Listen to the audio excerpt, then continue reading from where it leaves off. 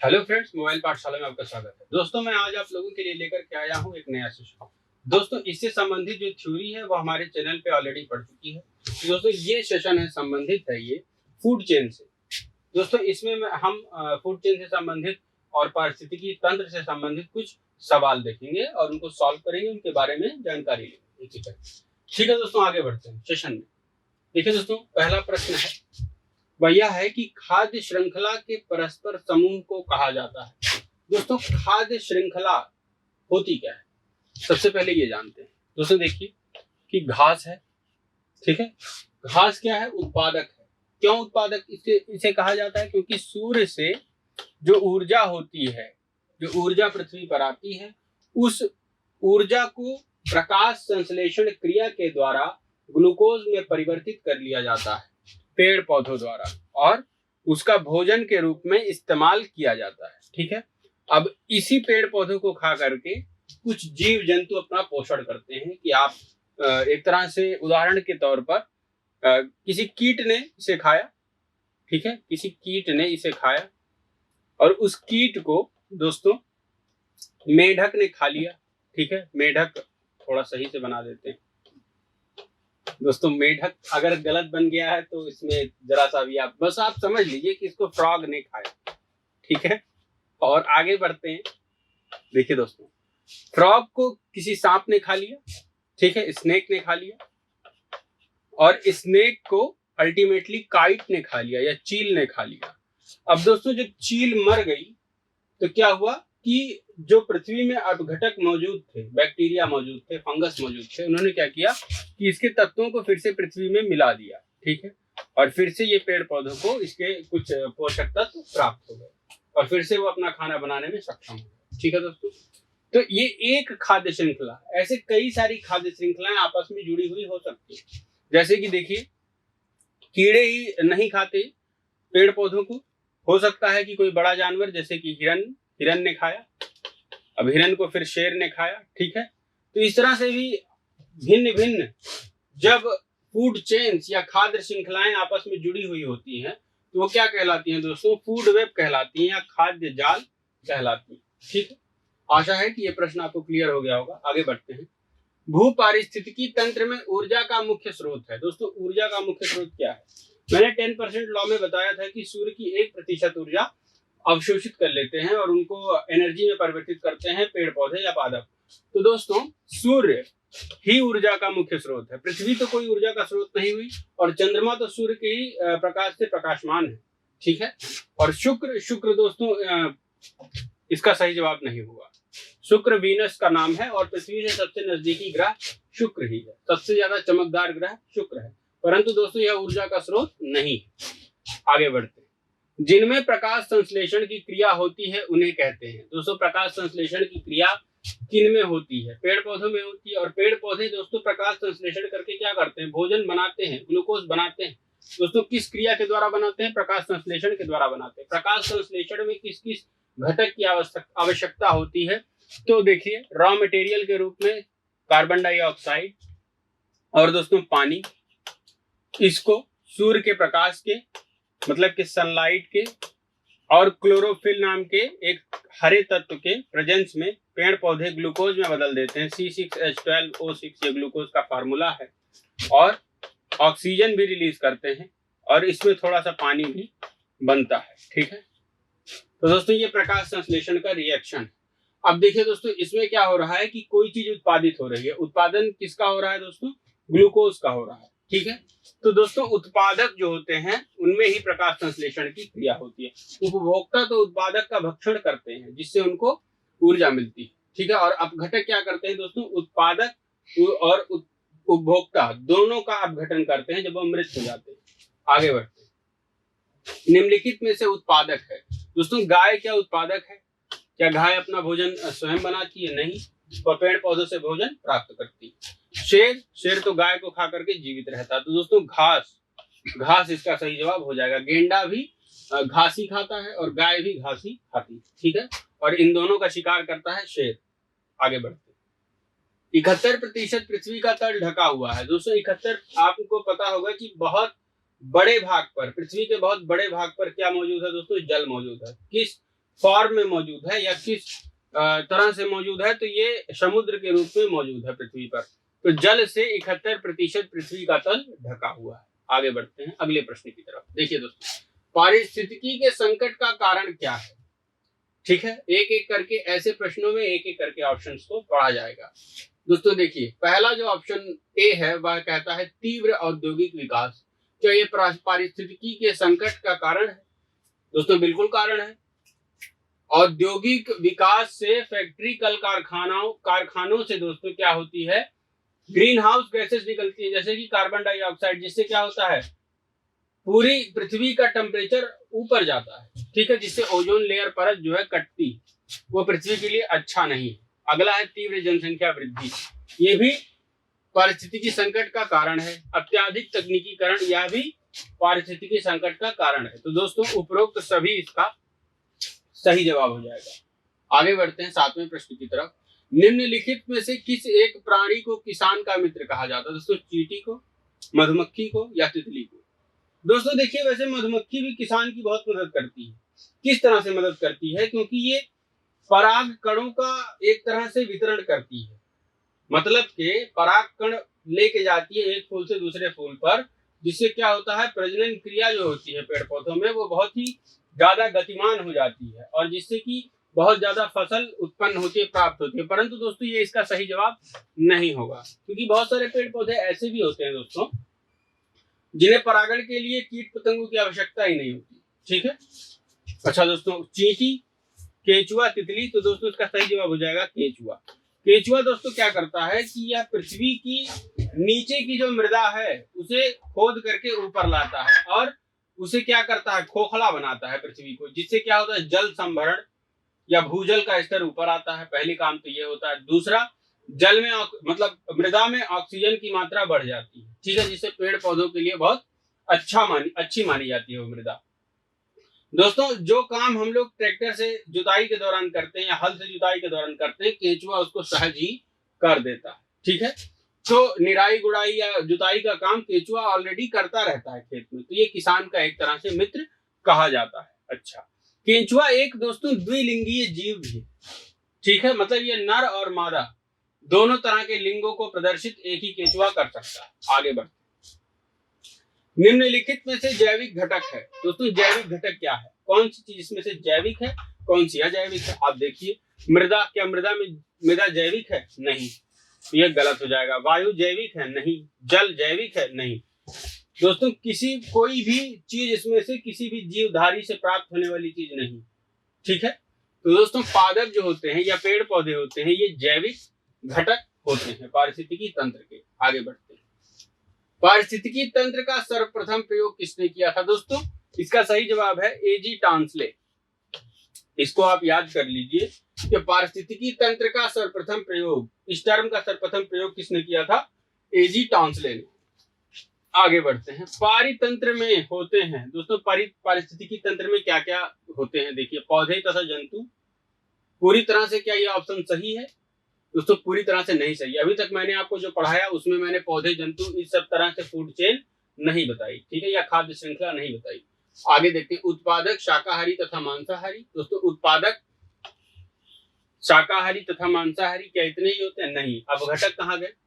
ठीक है, आगे बढ़ते हैं, उत्पादक, उपभोक्ता तथा अपघटक, यही सही जवाब होगा, उत्पादक, उपभोक्ता तथा अपघटक।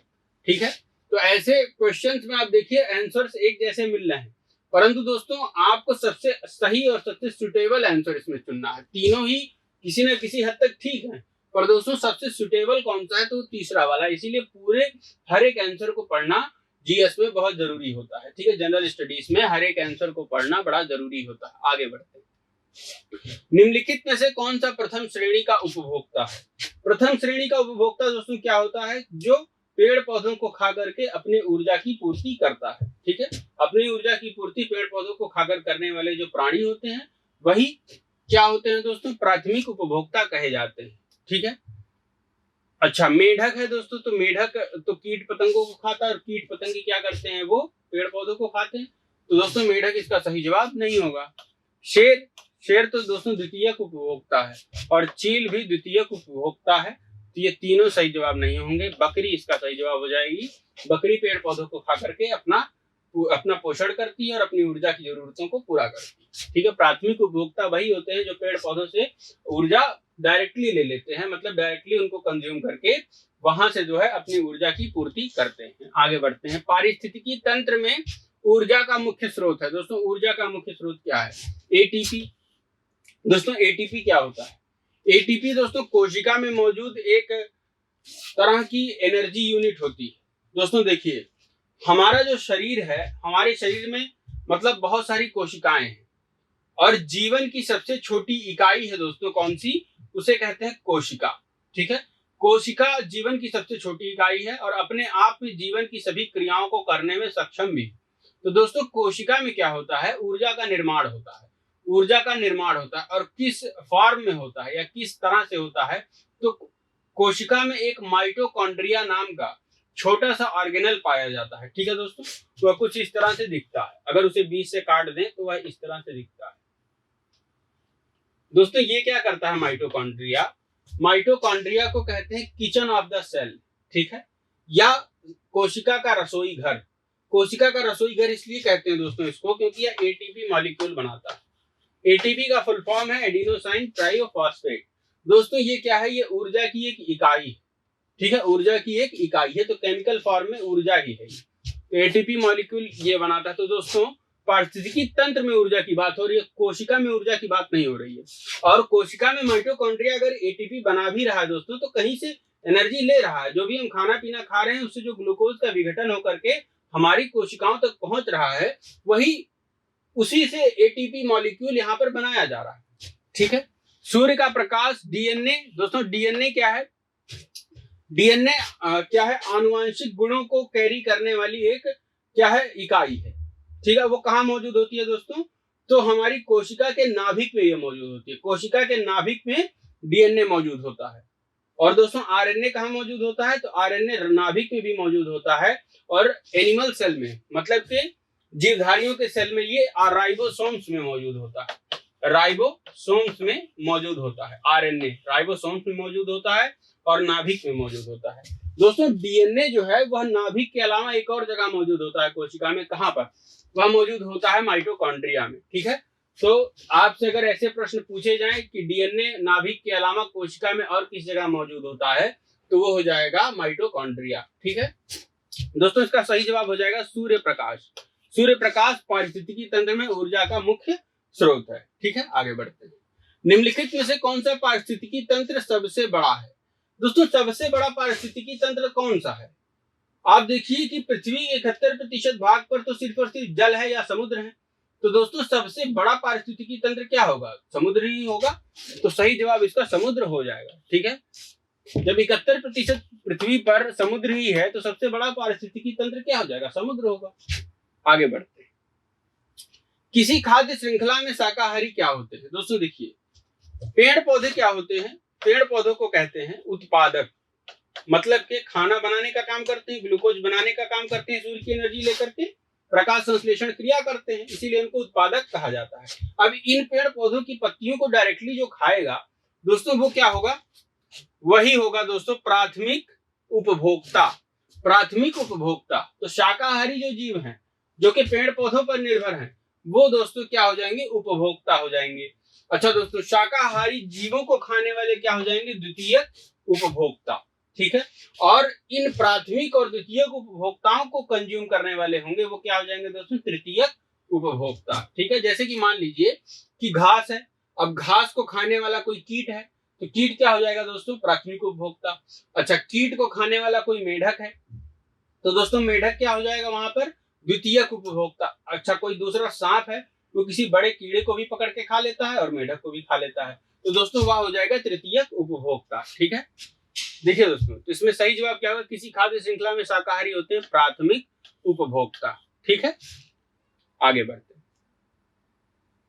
घास भूमि क्षेत्र के पारितंत्र की खाद्य श्रृंखला में सबसे उच्च स्तर के उपभोक्ता होते हैं। घास भूमि मतलब मैदानी क्षेत्र में सिर्फ घास ही घास है। ठीक है, कहीं कहीं एकाध वृक्ष है। ऐसी कोई घास भूमि है उसके पारितंत्र की खाद्य श्रृंखला में सबसे उच्च स्तर के उपभोक्ता कौन होते हैं? सबसे ऊपर कौन से उपभोक्ता होंगे? तो दोस्तों मांसाहारी जीव ही सबसे उच्च उपभोक्ता की श्रेणी में रहेंगे। शाकाहारियों को ही तो मांसाहारी कंज्यूम करते हैं, तो वो शाकाहारी उनसे ऊपर कैसे जा सकते हैं? ठीक है, तो सबसे उच्च श्रेणी पे कौन से रहेंगे? मांसाहारी रहते। ठीक। ताप, वर्षा, वायु तथा मृदा आदि कैसे कारक है? दोस्तों क्या ये जैविक है? क्या इनमें जीवन होता है? ताप में कोई जीवन होता है या वर्षा में कि जल में कोई जीवन होता है पहले से, या किसी जैविक चीज से हमें प्राप्त होता है? नहीं। वायु और मृदा, इन दोनों के लिए भी यही कथन सही होगा कि किसी भी तरह का जैविक तत्व से नहीं बने हुए, ये अजैविक है। तो दोस्तों ये सारे के सारे क्या हैं? अजैविक है। ए और बी दोनों ये बिल्कुल गलत हो जाएगा। ठीक है। जैविक समुदाय में प्राथमिक उपभोक्ता हैं।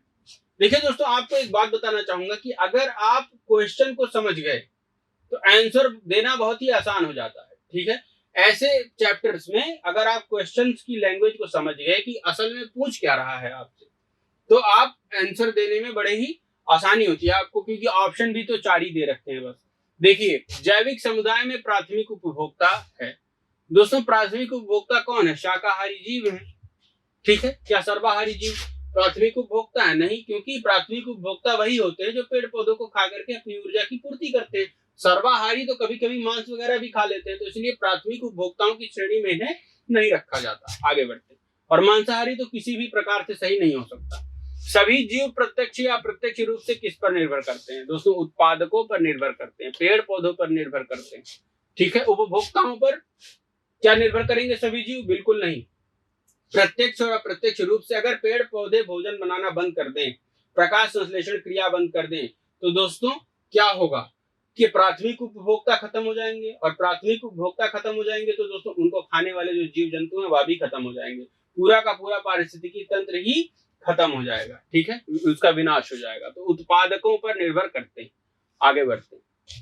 निम्न में से कौन पारितंत्र का जैविक घटक है? दोस्तों जैविक घटक कौन है? कौन सा इसमें से जैविक है, मतलब किसमें जीवन है? जब जैविक शब्द आ गया तो जीवित चीज से प्राप्त हुई वस्तु या स्वयं वो अभी भी जीवित है। ठीक है, इस तरह से आप देख सकते हैं कि जिसमें जीवन हो। देखिए, वर्षा में क्या जीवन होता है? बिल्कुल नहीं। ताप में, खनिज में, किसी में जीवन नहीं होता। पौधों में जीवन होता है। ठीक है, अगर यहाँ पे लकड़ी होता तो आप लकड़ी को जैविक कहते या अजैविक कहते? दोस्तों भले ही लकड़ी में जीवन ना हो, लकड़ी कट के आपके घर पे रखी हो, परंतु दोस्तों वो जो प्राप्त हुई है लकड़ी आपको, वो भी किसी जीवित पेड़ पौधे से ही प्राप्त हुई है, इसीलिए वह भी जैविक में ही गिनी जाएगी। ठीक है, तो इसमें आप बिल्कुल भी कंफ्यूज मत होइए। आगे बढ़ते हैं 20वें प्रश्न की तरफ। निम्न में से कौन सा पारितंत्र का जैविक अजैविक घटक नहीं है? कौन सा अजैविक घटक नहीं, मतलब जो जीवित वस्तु से प्राप्त ना हो या जिसमें जीवन ना हो, वो मतलब ताप, मृदा, वायु, पौधे, निम्न में से कौन सा पारितंत्र का अजैविक घटक नहीं है? दोस्तों अजैविक घटक ताप है, मृदा भी अजैविक ही है, वायु भी अजैविक ही है, पौधे ये अजैविक नहीं। ये तीनों गलत हो जाएंगे और लास्ट वाला सही हो जाएगा। ठीक है, आगे बढ़ते हैं अगले प्रश्न की तरफ। मनुष्य किसके द्वारा जीव मंडल में पारिस्थितिक संतुलन बनाए रख सकता है? मनुष्य ऐसा क्या करे कि जीव मंडल में पारिस्थितिक संतुलन बना रहे? एक एक करके पढ़ते हैं ऑप्शंस को। वनोन्मूलन, मतलब पेड़ पौधों को काटना शुरू कर दे, तो क्या उससे जो है पारिस्थितिक संतुलन बन जाएगा? बिल्कुल गलत। संबंधित पौधों की नई किस्में और पालतू पशु की नई नस्ल विकसित करना, इससे क्या होगा दोस्तों? इससे क्या पारिस्थितिकी तंत्र बचेगा? बिल्कुल नहीं बचेगा। दोस्तों आप देखिए कि दुनिया में बहुत ज्यादा इस समय क्या हो रहा है, एनिमल फार्मिंग हो रहा है। ठीक है, एनिमल फार्मिंग की वजह से दुनिया का 60% लगभग 60% पानी किस पे वेस्ट हो रहा है?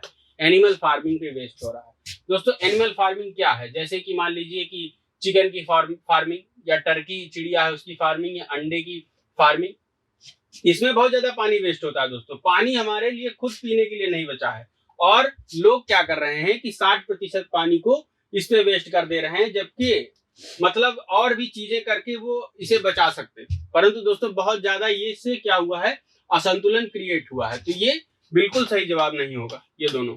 तीसरा देखते हैं, कीटनाशी और पीड़कनाशी का प्रयोग। दोस्तों कीटनाशक का अगर हम प्रयोग करेंगे या पीड़ानाशी चीजों का प्रयोग करेंगे तो ये क्या है? ये तो अजैविक रसायन है जो कि हमारे पारिस्थितिकी तंत्र को नष्ट ही करेंगे। जीवों की सापेक्ष संख्या के सूक्ष्म संतुलन को समझना। बिल्कुल सही जवाब हो जाएगा ये। जीवों की सापेक्ष संख्या के संतुलन को समझना, ठीक है, एक तरह से अवेयरनेस बढ़ाना समाज में उनके प्रति, ठीक है। अगर उनकी संख्या का हमें पता होगा तो हमें पता होगा कि हमारे पृथ्वी पर अभी आने वाले समय में किस प्रकार के खतरे आ सकते हैं, ठीक है, और उससे हम उसको रिवर्स कर सकते हैं। जैसे एग्जाम्पल के लिए मैं आपको बताता हूँ, एक समय में दोस्तों क्या हुआ था कि गुजरात का जो गिर वन था ना, वहां पे सिर्फ 20 एशियाई शेर बचे थे, और उसके पहले पूरे भारतवर्ष में जगह जगह एशियाई शेर पाए जाते थे। दोस्तों 20 शेर थे सिर्फ, अगर ये भी खत्म हो जाते तो एशियाई शेर पूरे पृथ्वी से विलुप्त ही हो जाता। पर दोस्तों वहां के राजा ने क्या किया कि एक अच्छी पहल शुरू की और इनका शिकार प्रतिबंधित करवा दिया। और दोस्तों आज उनकी संख्या 400 से 500 पहुंच चुकी है गिर में, और इस समय भारत इस बात पर गर्व करता है कि दुनिया में एकमात्र ऐसी जगह है भारत में गिर गुजरात का वन जहां पर एशियाई शेर अभी पाया जाता है। ठीक है दोस्तों, आगे बढ़ते हैं अगले प्रश्न की तरफ। भारत में पारिस्थितिक असंतुलन का निम्नलिखित में से कौन सा एक प्रमुख कारण है? पारिस्थितिक असंतुलन का कौन सा एक प्रमुख कारण है भारत में? आप देखिए, वनोन्मूलन, मरुस्थलीकरण, बाढ़ एवं अकाल, वर्षा की परिवर्तनता। तो दोस्तों इसमें से कौन प्रमुख कारण है? वनोन्मूलन, मरुस्थलीकरण, बाढ़ एवं अकाल या वर्षा की परिवर्तनता? दोस्तों इसमें सही जवाब हो जाएगा वर्षा की परिवर्तनता। भारत में दोस्तों यही समस्या हर साल देखी जा रही है। कभी बारिश ज्यादा हो जाती है, किसी इलाके में बारिश होती है, किसी इलाके में बारिश नहीं होती, किसी इलाके में बहुत ज्यादा बारिश होती है तो बाढ़ आ जाती है, सारे पेड़ पौधे वहां से बह जाते हैं। तो दोस्तों ये जो वर्षा की परिवर्तनता है, ये पारिस्थितिक असंतुलन का बहुत बड़ा एक कारण है। ठीक है, आगे बढ़ते हैं। रेड डाटा बुक, दोस्तों रेड डाटा बुक नाम से एक किताब है, ठीक है, और एक मॉन्ट्रियक्स रिकॉर्ड करके भी एक रिकॉर्ड है, ठीक है। मॉन्ट्रियक्स रिकॉर्ड आप याद कर लीजिए दोस्तों। मॉन्ट्रियक्स रिकॉर्ड जो है, नाम लिख देता हूं जिससे आप कभी कंफ्यूज ना हो। मॉन्ट्रियक्स रिकॉर्ड, ठीक है। इसके अंतर्गत दोस्तों भारत के 2 क्षेत्रों को या 2 झीलों को रखा गया है दोस्तों इसके अंतर्गत, क्योंकि उन झीलों में क्या हो रहा है कि पारिस्थितिक तंत्र लगातार बदल रहा है। किसके द्वारा? मानव गतिविधियों के द्वारा। आप देखिए, एक है लोकटक झील और दूसरी है राजस्थान में भरतपुर, ठीक है। ये 2 जगहें हैं जो मॉन्ट्रियस रिकॉर्ड में रखी गई, ठीक है। इन दोनों का नाम याद रखिए। अच्छा, दूसरी है रेड डाटा बुक, उसमें किस चीज का विवरण है? तो दोस्तों संकटापन्न पादप और जीव जंतु, ना होगा यहाँ पे, संकटापन्न पादप और जीव जंतु, ठीक है। रेड डेटा बुक में दोस्तों जो जीव जंतु अभी विलुप्ति के कगार पे पहुंच गए हैं, विलुप्ति के कगार पे जो जीव जंतु पहुंच गए हैं दोस्तों, वो इस रेड डेटा बुक में रखे गए हैं, ठीक है। आगे बढ़ते हैं। रेड डेटा बुक उन जातियों के बारे में जानकारी देता है जो लुप्त है? नहीं, बिल्कुल नहीं। संकटापन्न, तो दोस्तों इसका सही जवाब हो जाएगा संकटापन्न जीव जंतु, ठीक है। जो जीव जंतु संकटापन्न है उन्हें रेड डेटा बुक में रखा गया है। आगे बढ़ते हैं।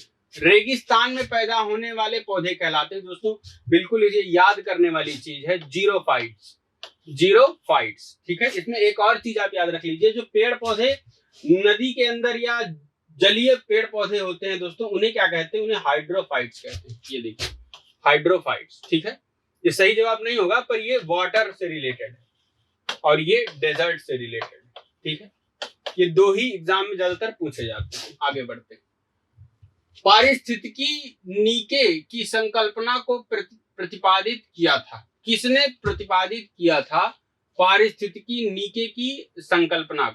तो दोस्तों ग्रीनेल्स ने प्रतिपादित किया था इसे। ग्रीनेल्स ने पारिस्थितिकी नीके की संकल्पना को प्रतिपादित किया था। आगे बढ़ते हैं। निम्नलिखित में से कौन सा सबसे अधिक स्थिर पारितंत्र है या पारिस्थितिकी तंत्र है? सबसे अधिक स्थिर दोस्तों कौन सा पारिस्थितिकी तंत्र है? देखिए, जहां ह्यूमन इंटरवेंशन अभी बहुत कम हुआ है वही सबसे ज्यादा स्थिर होगा, ठीक है। क्योंकि मनुष्य तो हर जगह पहुंच चुका है, रेगिस्तान में पहुंच चुका है, जंगल में पहुंच चुका है, पर दोस्तों समुद्र में अभी भी उसकी पहुंच इतनी ज्यादा नहीं है, ठीक है। तो दोस्तों इसका सही जवाब हो जाएगा महासागर। वन, रेगिस्तान, पर्वत, किसी को मनुष्य ने नहीं छोड़ा। पर समुद्र चूंकि बड़ा ही गहरा है और बड़ा ही विशाल है, इसी वजह से उसको बर्बाद करना मनुष्य के बस की बात अभी तक है नहीं। परंतु दोस्तों बहुत ज्यादा आप देखिए चीन क्या करता है, साउथ चाइना सी से बहुत ज्यादा क्या करता है, मछलियां निकाल लेता है। इतनी ज्यादा मछलियां निकालता है कि वहां के जो बड़े जीव जंतु हैं उनको खाने के लिए भोजन ही नहीं बचता। अब वो कुछ खाएंगे नहीं तो दोस्तों आगे की भी फूड चेन नहीं रन करेगी, और जिसकी वजह से क्या होगा कि पूरा पारिस्थितिकी तंत्र गड़बड़ हो रहा है। ठीक है, ऐसे ही बहुत सारे कल कारखाने फैक्ट्रियां वो सीधे का सीधे अपना मलबा समुद्र में छोड़ देते हैं। पॉलीथीन वगैरह सीधे का सीधे नदी के थ्रू बह करके समुद्र में पहुंच रहा है, जो वहां के जीव जंतुओं को प्रभावित कर रहा है। आगे बढ़ते हैं 28वें प्रश्न की तरफ। पृथ्वी शिखर सम्मेलन या अर्थ कॉन्फ्रेंस या शिखर सम्मेलन कहां पर हुआ था? दोस्तों ये रियो डी जेनेरियो में हुआ था। रियो डी जेनेरियो शहर में हुआ था। रियो डी जेनेरियो दोस्तों किस देश की राजधानी है? या ब्राजील की राजधानी है। दोस्तों ब्राजील एक ऐसा देश है दोस्तों जिससे विषुवत रेखा यानी कि इक्वेटर लाइन गुजरती है, और दोस्तों इक्वेटर लाइन इक्वाडोर से भी गुजरती है। अच्छा दोस्तों, ब्राजील एकमात्र ऐसा देश है जिससे इक्वेटर लाइन और मकर रेखा दोनों गुजरती है। ठीक है, तो याद रखिएगा ये बात। आगे बढ़ते 29वें प्रश्न की तरफ।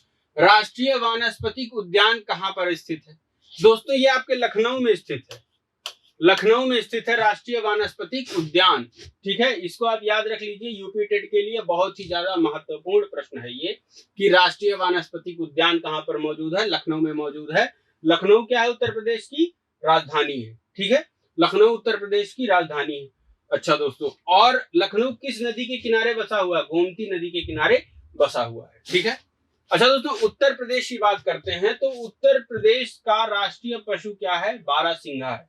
बारहसिंघा उत्तर प्रदेश का राष्ट्रीय पशु है। उत्तर प्रदेश का राष्ट्रीय वृक्ष कौन सा है? तो अशोक का वृक्ष उत्तर प्रदेश का राष्ट्रीय वृक्ष है। ठीक है दोस्तों, और दोस्तों उत्तर प्रदेश का राष्ट्रीय पक्षी कौन सा है? तो सारस, या सारस का दूसरा नाम क्या है? क्रॉन्च। ठीक है, सारस या क्रॉन्च उत्तर प्रदेश का राष्ट्रीय पक्षी। आगे बढ़ते हैं। भारत में वन अनुसंधान संस्थान कहां पर स्थित है? दोस्तों देखिए ये देहरादून में स्थित है, उत्तराखंड में। उत्तराखंड देहरादून में स्थित है। दोस्तों राजाजी नेशनल पार्क, राजाजी प्राणी उद्यान और जिम कॉर्बेट प्राणी उद्यान, ये दोनों के दोनों उत्तराखंड में स्थित हैं। अगर आपसे पूछा जाए फूलों की घाटी कहां पर स्थित है तो वह भी उत्तराखंड में स्थित है। अच्छा, अगर दोस्तों आपसे ऐसा प्रश्न पूछ लिया जैसे घाटी का नाम आया सामने, तो शांत घाटी कहां पर है? यह प्रश्न भी बहुत बार पूछा जाता है। तो शांत घाटी दोस्तों केरल में मौजूद है। ठीक है, फूलों की घाटी उत्तराखंड, शांत घाटी केरल। ठीक है, Jim Corbett national park Uttarakhand. ठीक है, टिहरी डैम भी उत्तराखंड में ही है। टिहरी डैम भी उत्तराखंड में ही है, जो भारत का सबसे ऊंचा डैम है। ठीक है दोस्तों, किस किस नदी पर बना है? भागीरथी तथा भीलंगना। भागीरथी तथा भीलंगना नदियों पर यह डैम बना हुआ है।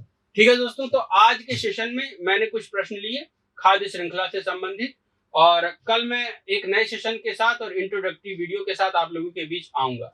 ठीक है दोस्तों, तो आज के लिए इतना ही। Please like, share and subscribe our channel. Thanks.